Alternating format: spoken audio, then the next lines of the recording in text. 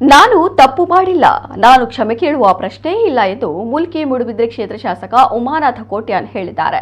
ವಿಧಾನಸೌಧದಲ್ಲಿ ಪೀಠಾಧ್ಯಕ್ಷರಿಗೆ ಅವಮಾನ ಮಾಡಿದ್ದಾರೆ ಎನ್ನುವ ಕಾರಣಕ್ಕೆ ಅಮಾನತುಗೊಂಡಿರುವ 18 ಶಾಸಕರಲ್ಲಿ ಉಮಾನಾಥ ಕೋಟ್ಯಾನ್ ಅವರು ಕೂಡ ಒಬ್ಬರಾಗಿದ್ದು, ಈ ವಿಚಾರಕ್ಕೆ ಸಂಬಂಧಿಸಿ ಅವರು ಪ್ರತಿಕ್ರಿಯೆ ನೀಡಿದರು. ವಿಧಾನಸಭೆ ಎನ್ನುವುದು ಪುಣ್ಯಕ್ಷೇತ್ರ, ಅಧ್ಯಕ್ಷರ ಪೀಠ ಪುಣ್ಯಪೀಠವಾಗಿದೆ. ಆದರೆ ವಿರೋಧ ಪಕ್ಷಗಳು ಅಲ್ಲಿ ಏನಾದರೂ ಅಚಾತುರ್ಯ ಮಾಡಿದರೆ ಯಾವುದೇ ಆಡಳಿತ ಮಾಡುವ ಸರ್ಕಾರದ ಗೌರವವನ್ನ ಅವರೇ ಕಾಪಾಡಿಕೊಳ್ಳಬೇಕು. ಶಾಸಕರು ಅನ್ಯಾಯವಾದಾಗ ಪ್ರಶ್ನಿಸುವುದು ಸಹಜ. ಅದಕ್ಕೆ ಪರಿಹಾರವನ್ನ ಆಡಳಿತ ಸರ್ಕಾರ ನೀಡಬೇಕು. ಸರ್ಕಾರದ ವಿಫಲತೆಯನ್ನ ನಾವು ಪ್ರದರ್ಶಿಸಿದ್ದೇವೆ.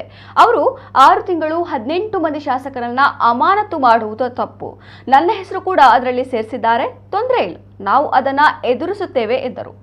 6 ತಿಂಗಳು 18 ಶಾಸಕರನ್ನ ಅಮಾನತು ಮಾಡಿರುವ ಕಾಂಗ್ರೆಸ್ ಕ್ರಮ ಶತ್ರುತ್ವದಾಗಿದೆ.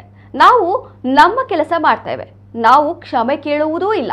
ಸ್ಪೀಕರ್ ನಾವು ಬಂದರೆ ನೋಡೋಣ ಎನ್ನುವ ಹೇಳಿಕೆ ನೀಡಿದ್ದಾರೆ. ನಾವಂತೂ ಖಂಡಿತ ಹೋಗೋದಿಲ್ಲ. ನಮ್ಮ ಹಿರಿಯರ ನಡೆ ಏನಿದೆ ಅದಕ್ಕೆ ನಾವು ಬದ್ಧರಿದ್ದೇವೆ ಎಂದು ಉಮಾನಾಥ ಕೋಟ್ಯಾನ್ ಹೇಳಿದರು. ಬಿಜೆಪಿ ಸರ್ಕಾರ ಇರುವಾಗ, ಉಪಸಭಾಪತಿಗಳು ಪೀಠದಲ್ಲಿರುವಾಗ ಕಾಂಗ್ರೆಸ್ಸಿಗರು ಏನೇನೋ ಅವಾಂತರ ಮಾಡಿದರು.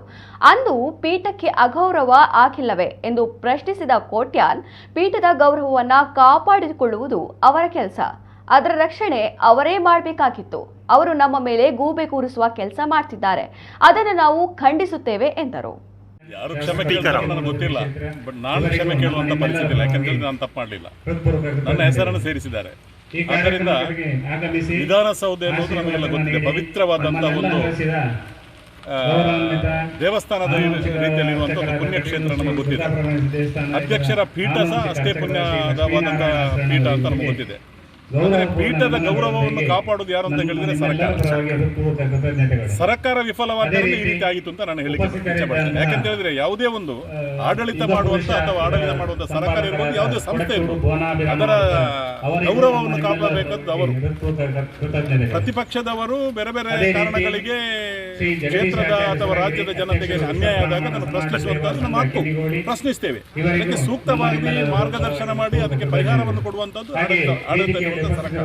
ಆದ್ದರಿಂದ ಆಡಳಿತ ಸರ್ಕಾರದ ವಿಫಲತೆ ಅಂತ ನಾನು ಹೇಳಲಿಕ್ಕೆ ಬಯಸ್ತೇನೆ. ಆದ್ದರಿಂದ ಇದರಲ್ಲಿ ಕ್ಷಮೆ ಕೇಳುವಂತದ್ದು ಏನಿಲ್ಲ. ಯಾಕೆಂತ ಹೇಳಿದ್ರೆ ಅಧಿಕಾರ ಇದೆ ಅಂತ ಹೇಳಿಕೊಂಡು 6 ತಿಂಗಳು ನಾವು ಅಮಾನತು ಮಾಡ್ತೇವೆ ಹೇಳುವಂತದ್ದು ಅಧಿಕಾರ ಇರಬಹುದು, ಆದ್ರೆ ತಪ್ಪು ಆಗಿದ್ದೆ ತಪ್ಪಿಗೆ ಶಿಕ್ಷೆ ಇರಬಹುದು.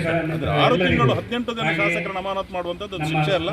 ಇದು ಏನಂತ ಹೇಳಿದ್ರೆ ಶತ್ರುತ್ವ ಅಥವಾ ವೈರತ್ವ ಅಂತ ನಾನು ಭಾವಿಸ್ತೇನೆ. ಆದ್ದರಿಂದ ನನಗೊತ್ತಿಲ್ಲ, ದರ್ಪ. ಆದ್ದರಿಂದ ನಾವು ಇದರ ಬಗ್ಗೆ ನಾನು ಕೇಳಲಿಕ್ಕೆ ಹೋಗುದಿಲ್ಲ. ನನಗೆ ಬೇಕಾದಷ್ಟು ನನ್ನ ಕ್ಷೇತ್ರದಲ್ಲಿ ಜನರ ಬೇರೆ ಬೇರೆ ಸಮಸ್ಯೆಗಳಿಗೆ ಸ್ಪಂದನ ಕೊಡುವಂತದ್ದಿದೆ. ಅದನ್ನು ಮುಂದಿನ 6 ತಿಂಗಳು ಮಾಡಿಕೊಂಡು ಹೋಗ್ತೇವೆ. ನಾವು ಕ್ಷಮೆ ಕೇಳುವಂತದ್ದಿಲ್ಲ. ಮತ್ತೆ ಬೇರೆ ನಮ್ಮ ಹಿರಿಯರು ಏನ್ ಮಾಡ್ತಾರೆ ನಮ್ಗೆ ಗೊತ್ತಿಲ್ಲ, ಆದ್ರೂ ಅವ್ರು ಕೇಳಲಿಕ್ಕಿಲ್ಲ. ಯಾಕೆಂತಂದ್ರೆ ಇವರು ಸೂಚನೆ ಕೊಟ್ಟದ್ದು ನಾವು ಬರಬೇಕು ಅಂತ ಹೇಳಿ ಇವತ್ತು ಸ್ಪೀಕರ್ ಸೂಚನೆ ಕೊಟ್ಟಿದ್ದಾರೆ, ಬಂದ್ರೆ ನಾವು ನೋಡುವ ಅಂತ. ನೋಡದಿದ್ರೆ ನಮ್ಮೆಲ್ಲ ಶಾಸಕರು, ದಳದ ಶಾಸಕರು ಯಾರು ಹೋಗಿದ್ರೆ ಅವರು ಅಧಿವೇಶನಕ್ಕೆ ಬರ್ತಾರೆ. ಆದ್ದರಿಂದ ನಾನಂತೂ ತಪ್ಪು ಮಾಡಲಿಲ್ಲ. ನನ್ನ ಕ್ಷೇತ್ರದ ಜನತೆಗಾಗಿ ಇದನ್ನು ಹೇಳ್ತಾ ಇದ್ದೇನೆ, ತಪ್ಪು ಮಾಡಲಿಲ್ಲ.